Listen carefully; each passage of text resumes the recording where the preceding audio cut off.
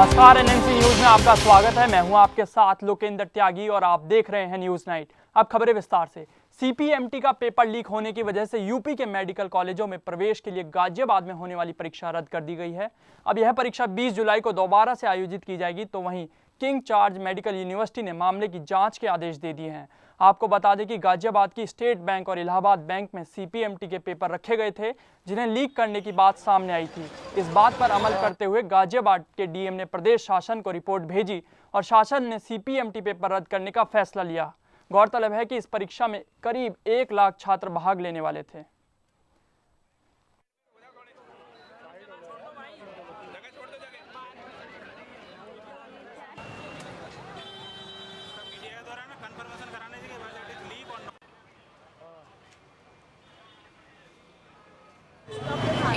अंदर गए थे, बट वहाँ पर से खबर आई कि पेपर लीक हो गया। बट जब अभी बाद में खबर आई कि पेपर लीक हो चुका है, 20 जुलाई को होगा। अब ये है कि रिजल्ट अब बाद में आएंगे, तो जिनको प्राइवेट कॉलेजेस में एडमिशन लेना होगा तो उनके लिए प्रॉब्लम होगी, तो एडमिशन ले लेंगे, पैसे वापस नहीं मिलेंगे। अभी यही पता चला, बेटी ने एंटर किया है जैसे ही, तो उन्होंने बताया कि पेपर कैंसिल है।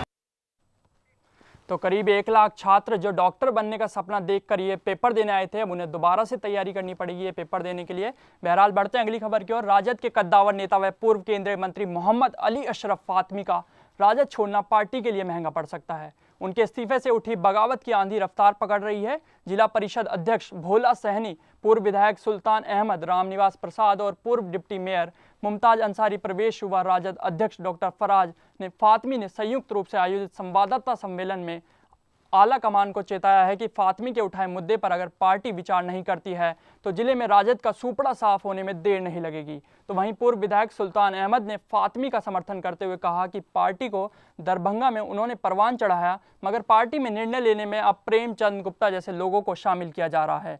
इसमें रह करके हम लोगों ने पार्टी को मजबूती के लिए काम किया, इसलिए जनता दल से इस्तीफा दे दिया, सारे पदों से इस्तीफा दे दिया।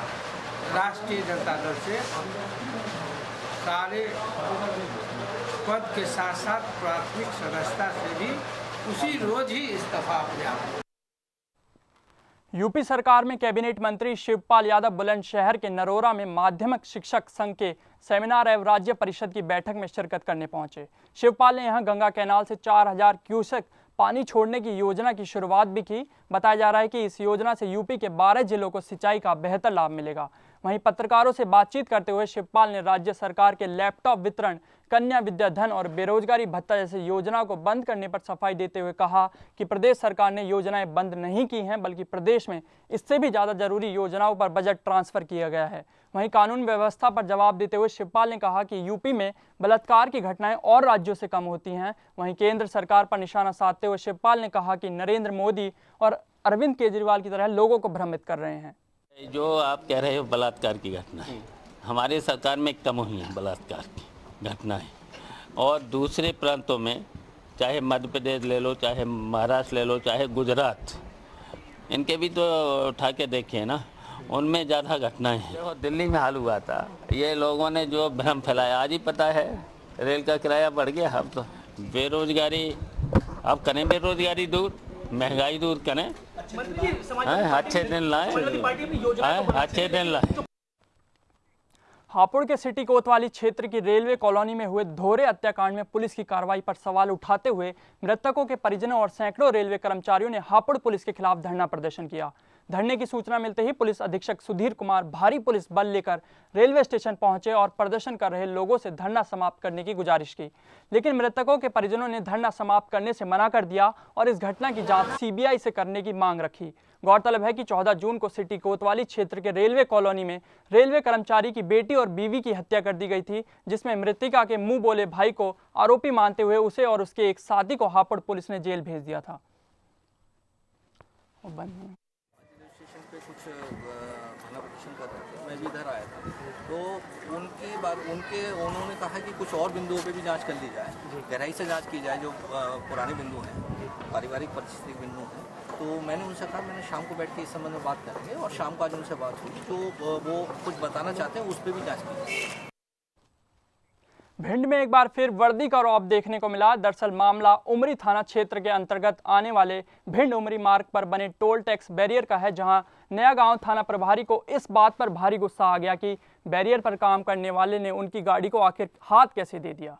फिर क्या था, बौखलाए थाना प्रभारी सतेंद्र राजपूत और उनके अन्य सहकर्मियों ने रणवीर सिंह को पीटना शुरू कर दिया। यही नहीं, मारपीट के बाद रणवीर को गाड़ी में डालकर उसे उमरी थाना ना ले जाते हुए सीधा नया गांव थाना ले गए और करीब 4 घंटे उसे थाने में बिठाए रखा।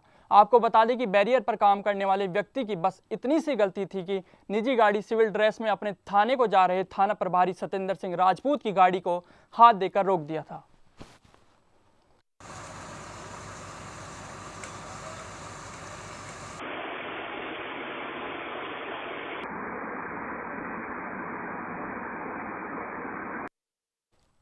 राजधानी दिल्ली के थाना आदर्श नगर में डबल मर्डर का एक सनसनीखेज मामला सामने आया है, जहां पारिवारिक कलह की वजह से परेशान होकर रामेश्वर नगर में रहने वाले अजीत ने अपनी पत्नी और 2.5 साल की मासूम बच्ची की गला दबाकर हत्या कर दी।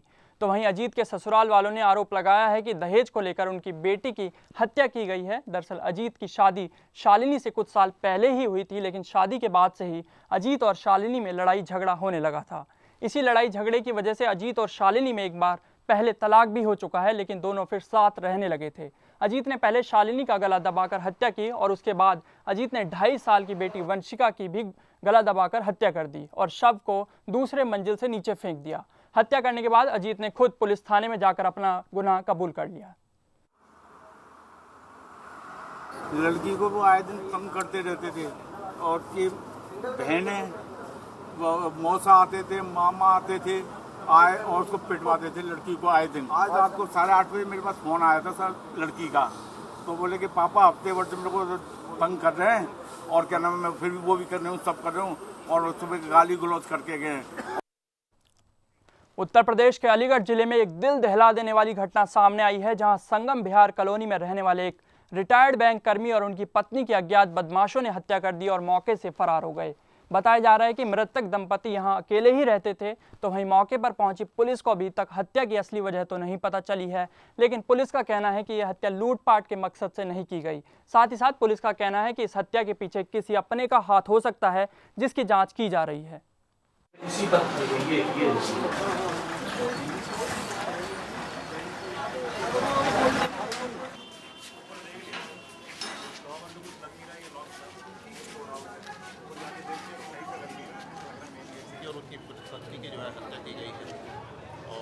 अभी हम लोग मौके पे आए हैं, बॉडी सील होकर के जा रही है पोस्टमार्टम के लिए।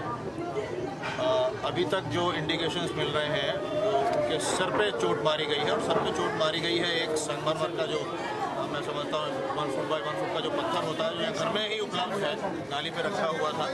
ये सारी चीज़ें हैं जो ये शो करती हैं कहीं ना कहीं कोई ना कोई जो भी हत्यारा है वो जानने वाला हो सकता है। मैं कह रहा हूँ हो सकता है, अभी मैं निश्चित रूप से कुछ नहीं कह सकता, लेकिन हो सकता है। पोस्टमार्टम हो जाएगा, हत्या का समय का हमको आकलन हो जाएगा, उसके बाद हम लोग अपनी इन्वेस्टिगेशन जारी कर रखेंगे। मैं समझता हूँ कि बड़ी सीरियसली हम लोग इस पे लगेंगे, will take it as a challenge और बहुत जल्दी इस घटना का खुलासा करेंगे। क्या की वजह क्या हो सकती है? यूपी में अब गुंडा राज इतना बढ़ गया है कि कानून व्यवस्था की जमकर धज्जियां उड़ाई जा रही हैं। ऐसा ही एक गुंडा राज का मामला हम आपको दिखा रहे हैं। मामला बहराइच जिले के थाना दरगाह इलाके का है, जहां 50 वर्षीय रफ़ी अहमद की बेहद ही निर्मम तरीके से दबंगों ने हत्या कर दी। रफ़ी अहमद का कसूर सिर्फ इतना था कि इन दबंगों के अवैध स्मैक के धंधे का विरोध किया था और अपनी कब्जाई हुई जमीन वापस मांगी थी। दबंगों की इस कार्रवाई से क्षेत्र के लोग काफ़ी डरे हुए हैं। वहीं पुलिस ने इस मामले में 9 लोगों के खिलाफ मामला दर्ज कर तफ्तीश शुरू कर दी है। तो वहीं इलाके में तनाव को देखते हुए वहां भारी मात्रा में पुलिस फोर्स भी तैनात कर दी गई है।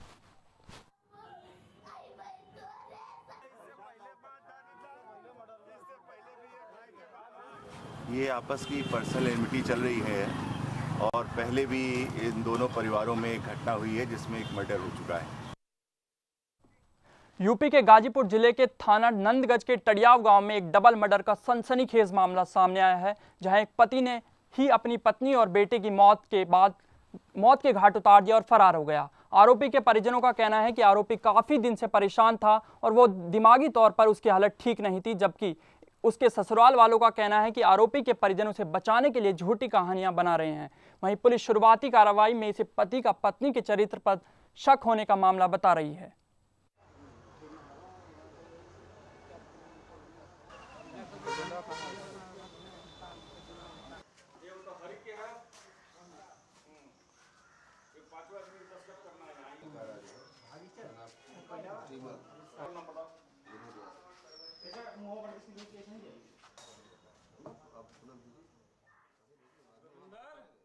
नंदन थाना में टडियावा गांव में एक रामाश्रय राजभर ने अपने पत्नी और अपने बेटे को बांके से काट दिया और पत्नी से वो नाखुश था, इस वजह से इसने हत्या की है और इसमें अभियुक्त को गिरफ्तार किया गया है और जो बांका जिससे कि हत्या किया उसको भी बरामद किया गया। उत्तर प्रदेश में क्राइम का ग्राफ दिन पर दिन बढ़ता जा रहा है और अब तो दरिंदों की मासूम बच्चों को भी अपना शिकार बना रहे हैं। ताजा मामला कुशीनगर के कसिया थाना क्षेत्र का है, जहां एक युवक ने 10 साल की बच्ची को घर में अकेला पाकर उसके साथ दुष्कर्म किया। बताया जा रहा है कि प्रेम सागर पटेल नाम का यह युवक उस समय घर में घुसा जब लड़की के परिजन पड़ोस में हो रही शादी में गए थे। लड़की के चिल्लाने की आवाज़ सुनकर परिजन घर पहुंच गए और हौसला दिखाते हुए आरोपी को पकड़कर पुलिस के हवाले कर दिया। तो वहीं इस दरिंदगी के बाद लड़की की हालत बिगड़ गई और उसे जिला अस्पताल में भर्ती कराया गया है, जहाँ उसका इलाज चल रहा है।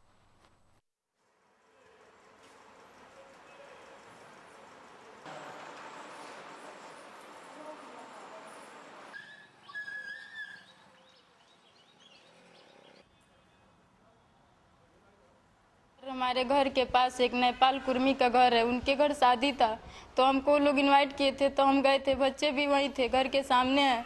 और जब मैं सो गई तो एक बैग लड़की मेरी जोर जोर से चीखने लगी। हमने कहा बाबू क्या बात है, तो कह रही है मम्मी देखो प्रेम सागर हमारे ऊपर चढ़ा हुआ है और हमारे शरीर के अंदर दर्द हो रहा है बहुत तेज। सरकार कितने भी कड़े कानून क्यों ना बना ले, पर उसकी धज्जियां सरेआम उड़ती दिखती हैं। ऐसा ही कुछ नज़ारा डीएनडी टोल पर दिखा, जहां एक BMW कार अपना संतुलन खोकर पलट गई। आपको बता दें कि गाड़ी डीएनडी टोल से नोएडा की ओर आ रही थी। चश्मदीदों की माने तो कार चालक नशे में गाड़ी चला रहा था और बहुत ही स्पीड से दौड़ा रहा था। हालांकि इस दुर्घटना में किसी तरह की जान माल की हानि नहीं हुई है।